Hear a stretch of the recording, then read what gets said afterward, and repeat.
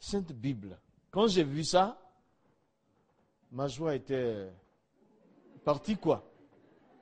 Mais ça, c'est le livre des chrétiens. Et ce monsieur, il vient là dans ma cabine, avec le livre des chrétiens, ce qui veut dire qu'il va venir souiller ma cabine avec ce livre. Moi, il n'était pas question, c'était fini ma joie.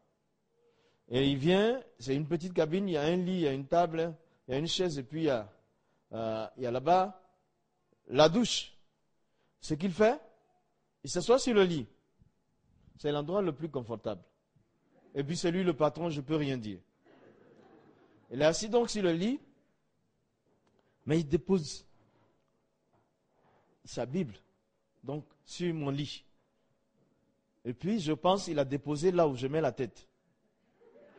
Là, ça m'a beaucoup... J'étais renversé. J'étais pas content du tout. Et derrière moi, il y avait des hublots, des petites fenêtres rondes du bateau. Donc, je me suis retourné, j'ai regardé une de ces fenêtres. Je suis revenu. Je prends la Bible. Je vais vers une des fenêtres des hublots là. Je jette la Bible à travers les hublots et ça tombe dans la mer. C'est tombé dans la mer, je regardais flotter au creux des vagues et puis j'étais content. Enfin. Mais quand je me suis retourné, il souriait jusqu'aux oreilles. Ça m'a frappé parce que j'ai dit, mais je pensais lui avoir donné un bon coup. Et puis il est en train de sourire. Ah. Mais ça ne m'a pas empêché de lui dire ce que je pensais. Je lui dis, écoute, tu commandes hommes et machines à bord. Mais tu sais que je suis musulman, que Allah est mon Dieu et Mohammed est mon prophète. Si jamais tu me parles de Jésus ou tu viens me voir avec la Bible, je débarque, je vais dans mon pays. Alors on était très loin, on était dans le golfe du Mexique, de loin de l'Afrique. Il m'a dit doucement, mon garçon, il n'a rien dit. Il est sorti tranquillement. Mais après ça, il s'est attaché à moi. Sans me dire, parler de Jésus, mais il s'était attaché à moi. Partout, quand il sortait sur le pont, il cherchait à trouver où je suis. Des fois, je suis dans les moteurs, je fais du dégraissage, il fait chaud dans les moteurs. Mais il arrive, il met une canette de coca derrière son dos là, et puis il m'arrête de travailler, il dit, mais tu travailles beaucoup, attends un peu, respire un peu, et puis tiens, il faut te désaltérer. Avec des gestes comme ça, alors moi je me disais, cet homme il est gentil, mais c'est son affaire de Jésus là qui me dérange. Sinon c'est un homme qui est bien. Et je passe 4 ans. Je viens pour des vacances dans mon pays. Et là, je rencontre un de mes anciens collègues qui me dit, Moussa, il y a quelqu'un à Cocody. Cocody, c'est un quartier résidentiel chez nous, à Abidjan, qui veut te rencontrer. J'ai dit, qui est-il? Il me dit, c'est un Américain. Ouais, il me dit, c'est un Américain. J'ai dit, non, les Américains, je viens de passer 4 ans avec. Non, je ne veux pas. Bon, j'étais devenu un peu orgueilleux, parce que le petit Moussa qui est parti en voyage et tout, quand je reviens, bon, le travail est difficile, c'est un travail dur, mais on était quand même bien payé, c'est très dangereux. J'ai même été blessé là, j'ai eu une blessure terrible. Ouais, bon, donc j'avais assez d'argent sur moi, j'étais devenu orgueilleux. Je lui ai dit, je ne veux pas voir les Américains. Non, je l'ai laissé, je suis parti à la mosquée avec mon père, je suis resté 9 mois de vacances. Je repars à bord, je passe une année et je reviens. Là, je trouve le même monsieur, au même endroit. Il me donne la même invitation. Je dis, mais c'est pas toi qui... Il dit, oui, c'était bien moi. Il y a 2 ans. Alors, j'ai compris une chose. C'est que dans la vie d'une personne, il n'y a pas de hasard. Tout ce qui nous arrive, Dieu est bien au courant. Il n'y a pas de hasard dans la vie de quelqu'un. Même ce soir, le fait que nous soyons là n'est pas le fruit d'un hasard. C'était planifié avant notre existence. Que ce soir, on allait se retrouver ici. Vous voyez d'où j'arrive moi. Souvent, on fait seulement une mauvaise lecture des circonstances et des événements, sinon Dieu parle à travers. Il n'y a pas de hasard dans ta vie. Tu es là ce soir pour quelque chose. Fais attention à ce que tu entends. Quelque chose va se passer dans ton cœur. Alors je pars voir ce monsieur. C'était un Américain, on avait à peu près le même âge. À l'époque, je parlais l'arabe. Et j'étais tellement étonné de voir un occidental qui parle arabe et qui lise le Coran. On a lu, on a regardé le Coran ensemble. Et ce qu'il m'a dit, on a parcouru certaines choses ensemble dans le Coran. Et puis à la fin de notre conversation, il m'a salué. Il dit, Moussa, bon, tu sais, moi je suis sauvé. C'est ce qu'il me dit. Il me dit que lui, il est sauvé. J'ai dit, c'est bien, pour toi, si tu es sauvé, c'est bon. Je lui ai dit ça, mais c'était une phrase que je ne devrais pas entendre. Ça ramenait en surface le problème que j'avais à l'âge de 14 ans. Là, je me trouvais là, j'avais 35 ans. Il dit, il est sauvé. Il y a une voix qui a commencé à parler à l'intérieur de moi. Il dit, voilà quelqu'un qui marche comme toi sur terre et qui sait qu'il est sauvé. Voici quelqu'un qui est là, qui vit sur terre. Il sait où il va au paradis. Et toi? Voilà comment la voix s'adressait à moi. Et toi, où est-ce que tu iras quand tu vas mourir? Lui, il sait qu'il va au ciel. Mais et toi? Mais c'était devenu très grave. Alors du coup, tout ce que j'avais comme argent, tout ce que je faisais comme travail et les voyages, tout ça me paraissait vain. Pour moi, l'essentiel de mon existence, je ne le savais pas. L'essentiel pour moi, c'était de savoir où je vais après la mort. Parce que je savais que la mort pouvait intervenir à tout moment. Et moi, je n'avais pas la solution. Il n'y a que deux lieux. Il y a le paradis ou l'enfer. Et l'enfer. Mais où est-ce que j'irai? La voix me dit, où tu vas? Où est-ce que tu vas aller après la mort? Tu ne le sais pas. Mais quelqu'un en face de toi le sait. Ah, encore, l'angoisse est venue, la tristesse est venue, le découragement est venu. Ma personne, je ne l'aimais plus. Parce qu'on ne savait pas l'essentiel de son existence. L'essentiel pour moi de la vie d'une personne, c'est là-bas où son âme passe l'éternité. Et je ne savais rien de tout ça. En plus de l'angoisse, il y avait le découragement.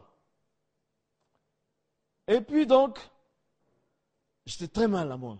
Ça n'allait pas. Je n'avais aucune raison de vivre, aucun désir de vivre. Il n'y avait rien pour me pousser dans cette vie-là. Je n'avais pas la paix à l'intérieur de moi. Voyez-vous, l'argent ne donne pas la paix.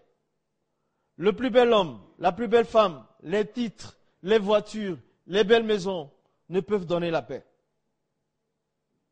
Ce qui donne la paix, c'est Dieu. Mais c'est seul celui qui sait où son âme passera l'éternité à cette paix à l'intérieur de lui. Ce soir, est-ce que toi tu es sûr de là où tu vas? Est-ce que tu es sûr de là où tu vas après la mort? Est-ce que tu es prêt à rencontrer ton Dieu? Est-ce que tu es prêt à rencontrer ton Dieu? Il y a une chose, il y a un rendez-vous qu'on ne manque pas. Le rendez-vous de la mort. On ne l'a jamais raté. Nous avons tous raté des rendez-vous dans nos vies. Je sais que le Suisse est calculé à la montre. Mais Dieu est plus précis que tout homme. Le rendez-vous de la mort, on ne le rate jamais. Mais est-ce que tu es prêt à rencontrer ton Dieu? Es-tu prêt à la rencontre de ton Dieu? Moi, j'étais fatigué. Je voulais finir avec une bonne foi. Cette fois-ci, en revenant à bord, je me suis muni d'autres versions du Coran et je suis arrivé parce que le Coran était mon livre. C'est le livre de mon Dieu. C'est lui qui devait me dire ce qu'il fallait faire. Moi, je cherchais le ciel.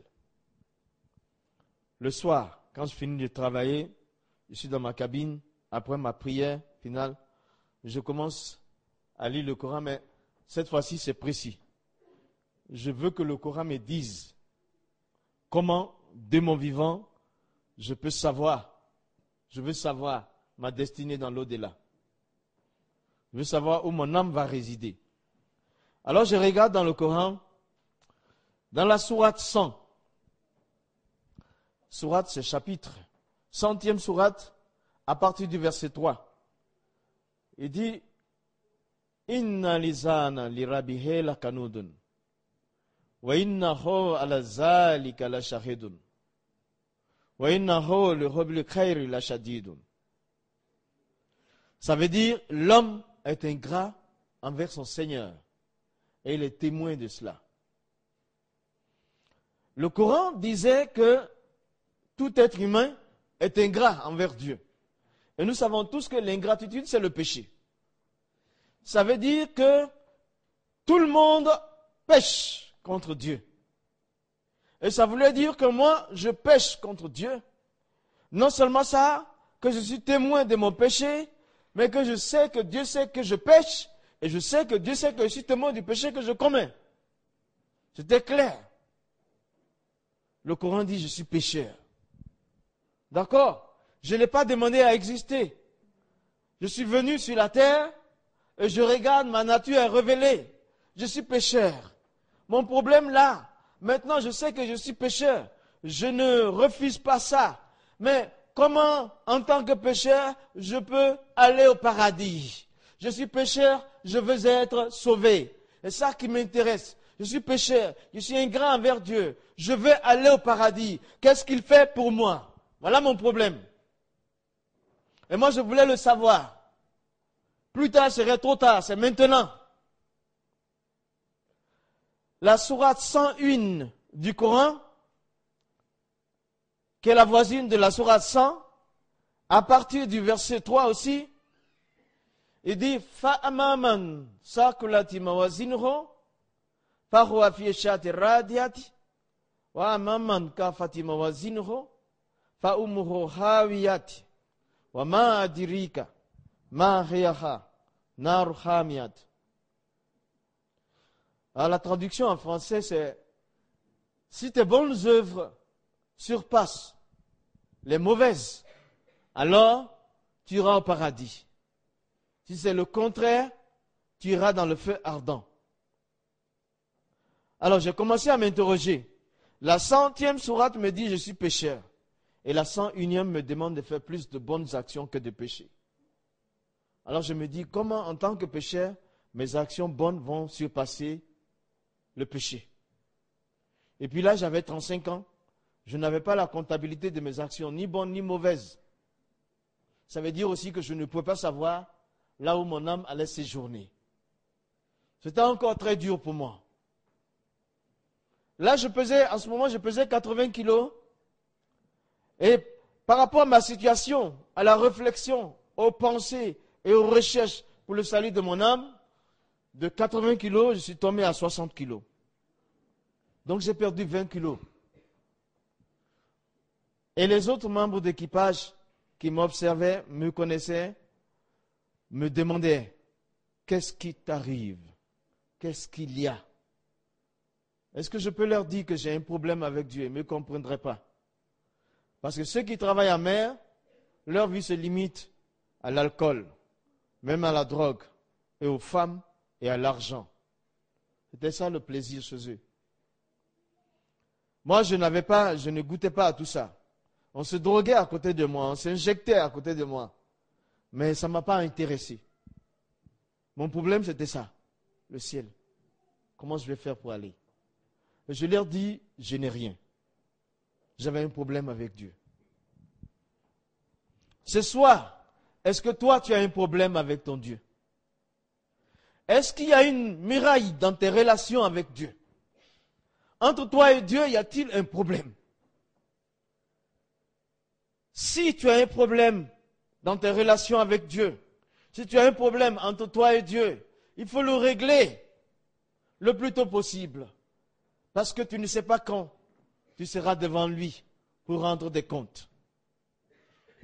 Moi, j'ai continué pendant 3 mois dans tout le Coran. Je n'ai pas eu l'assurance de mon salut dans le Coran. C'est vrai, dans le Coran, il est écrit 114 fois. Bismillahirrahmanirrahim. Louange à Allah, le miséricordieux, le compatissant. Et le miséricordieux, c'est écrit 114 fois. Il pardonne les péchés, c'est écrit. Mais, au bout du compte, il faut avoir plus de bonnes que de mauvaises actions, sinon tu ne rentres pas au paradis.